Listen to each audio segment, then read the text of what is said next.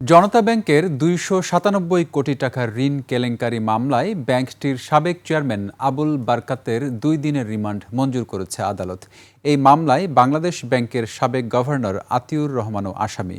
আরিফুল ইসলামকে সঙ্গে নিয়ে দীপু শিকদারের রিপোর্ট।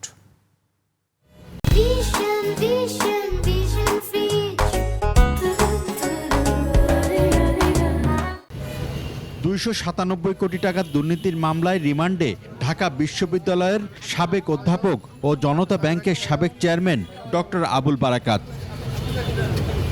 বুধবার বিকেলে ঢাকা চিফ মেট্রোপলিটন ম্যাজিস্ট্রেট আদালতের বিচারক মোহাম্মদ জাকির হোসেনের আদালত শুনানি শেষে ২ দিনের রিমান্ড আবেদন মঞ্জুর করেন।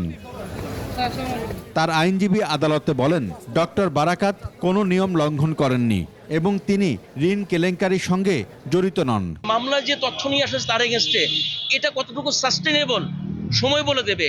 এটা আপাতত আমি বলছি কোনো ধরনের এলিগেশন, প্রপার এলিগেশন ছাড়াই সম্ভবত তাকে আজকে প্রসিকিউট করা হচ্ছে এবং ডিটেইন করা হচ্ছে। আর দুদকের আইনজীবী বলেন, চেয়ারম্যান হিসেবে অধীনস্থদের কর্মকাণ্ডের দায় ডক্টর বারাকাতের উপরেই বর্তায়। উনার কাছ থেকে যে সমস্ত লোকের তথ্য আসবে তার মধ্যে শেখ হাসিনা, শেখ রেহানা, সজীব ওয়াজেদ জয়, সুভাষ সিংহ সহ অনেকের নাম বেরিয়ে আসবে।